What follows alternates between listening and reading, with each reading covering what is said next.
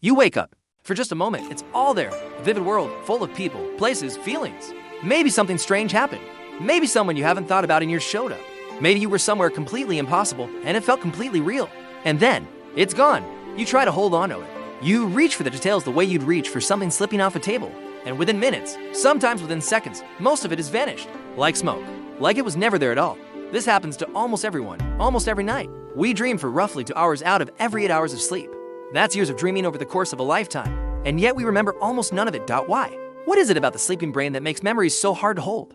And is there anything you can actually do about it? Welcome to Doc and Lock, where we help you make better decisions about your health. Today, we're going deep into the neuroscience of dreaming and forgetting. Let's get into it. To understand why we forget dreams, we first need to understand when and how dreams happen in the first place. Sleep is not one uniform state. Your brain cycles through several distinct stages throughout the night, roughly every 90 minutes. The two main categories are NREM sleep, non-rapid eye movement, and REM sleep, which stands for rapid eye movement. Most vivid, narrative dreaming happens during REM sleep. During REM, your brain is surprisingly active, in some ways almost as active as when you're awake. Your eyes flicker behind closed lids. Your heart rate and breathing become irregular, and the brain generates a rich, immersive internal experience that we call a dream. Interestingly, during REM sleep, your body is also effectively paralyzed. The brainstem sends signals that suppress voluntary muscle movement, which is thought to be a protective mechanism so you don't physically act out what you were dreaming. Here's something important. REM periods get longer as the night goes on. Your first REM phase might be just 10 minutes, but by the final cycles of the night, you can be in REM for 45 minutes or more. This is why dreams just before waking tend to be the longest and most elaborate, and why hitting snooze sometimes drops you back into a vivid dream mid-story. So, we know when dreams happen. Now the question is, why does the brain, which is so clearly active and engaged during dreaming, fail to hold on to what it creates? Here's where the neuroscience gets really fascinating. The leading explanation for dream forgetting comes down to a single brain chemical, noradrenaline, also called norepinephrine. Noradrenaline is a neurotransmitter that plays a crucial role in memory consolidation, the process of converting short-term experiences into long-term memories. During waking hours, your brain produces a steady supply of it.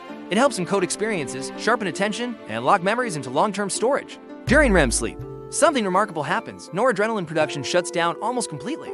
The region of the brain responsible for producing it, a tiny cluster of neurons, called the locus coeruleus, goes essentially quiet. Without noradrenaline, the brain cannot effectively convert the experiences of dreaming into long-term memories. You're having vivid, emotionally rich experiences, but the chemical machinery needed to record them simply isn't running. Think of it like trying to save a document on a computer with no hard drive. The processing is happening. The experience is real, but there's nowhere for it to be written to permanently. This also explains something many people notice. Dreams are much easier to remember if you wake up during or immediately after a REM cycle, before the window for encoding completely closes. The moment you wake, noradrenaline starts flowing again. If you lie still and mentally review the dream right away, you give your brain a brief chance to capture what it otherwise couldn't. Noradrenaline is part of the story.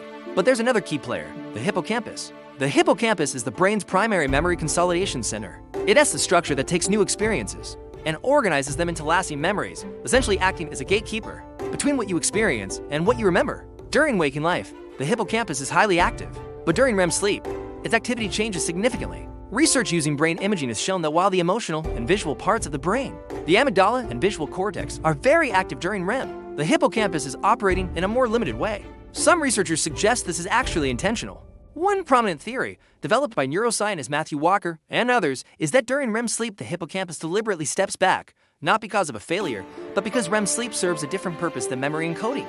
Instead of storing new memories, the sleeping brain may be doing something more like creative processing, making new connections between existing memories, processing emotions, and solving problems. Under this view, dream forgetting isn't a bug, it's a feature. The brain doesn't need to remember the specific content of the dream.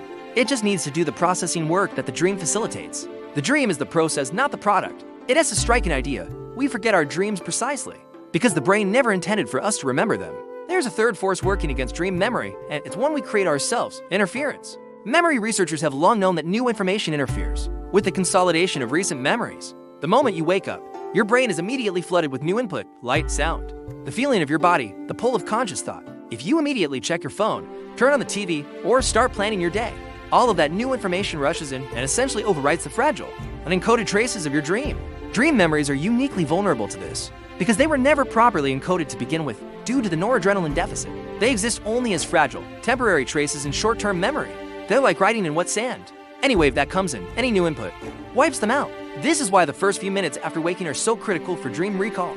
If you lie still, keep your eyes closed, and mentally revisit the dream before engaging with anything else, you stand a far better chance of retaining it. The moment you sit up, reach for your phone, or start talking, the window largely closes. It also explains why people who wake up gradually, naturally, without an alarm, tend to remember dreams better than those who are jolted awake.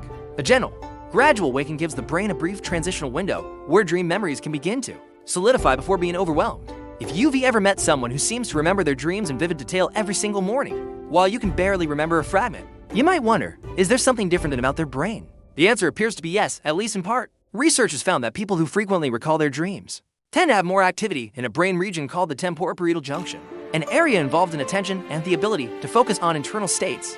These individuals also tend to wake up more often during the night, including briefly during or after REM periods. Each of these micro-awakenings gives the brain a small window to begin encoding dream content. Interestingly, how much you value dreams also seems to matter. People who are motivated to remember their dreams, who find them interesting or meaningful, tend to recall them more reliably. This is consistent with what memory science tells us more broadly. Attention and intention at the moment of encoding make a significant difference to what gets remembered. Sleep quality, stress levels, and certain medications also play a role. Alcohol, for example, suppresses REM sleep, which is why a heavy night of drinking often leaves people feeling like they didn't dream at all. Some antidepressants also reduce REM activity and are associated with reduced dream recall. On the other side, certain medications can intensify REM sleep and produce unusually vivid, memorable dreams. Nicotine patches are a well-known example, which is why some people who use them report extremely vivid dreams. So, given everything we know about why dreams fade, is there anything you can actually do to remember more of them? As it turns out, yes, and the science behind these strategies is solid. The single most effective technique is keeping a dream journal. The idea is simple.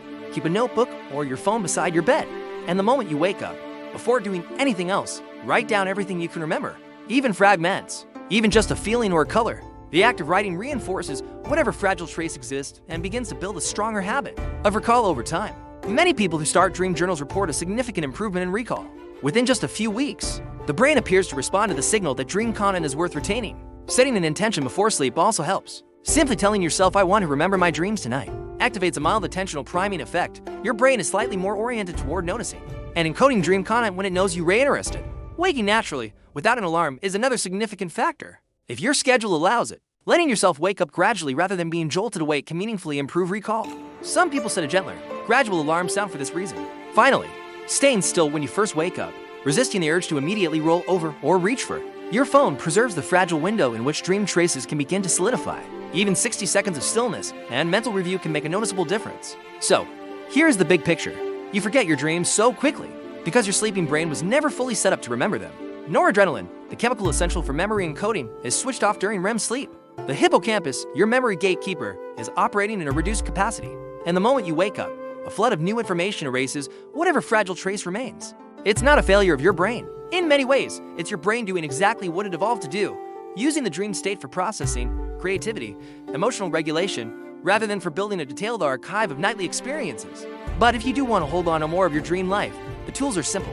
Journal, set an intention, wake gently, and lie still for just a moment before the day rushes in. Your dreams have been with you every night of your life. They just haven't waited around to be remembered. If you found this interesting, subscribe for more episodes on the science of sleep and the brain. Thanks for watching. See you in the next one.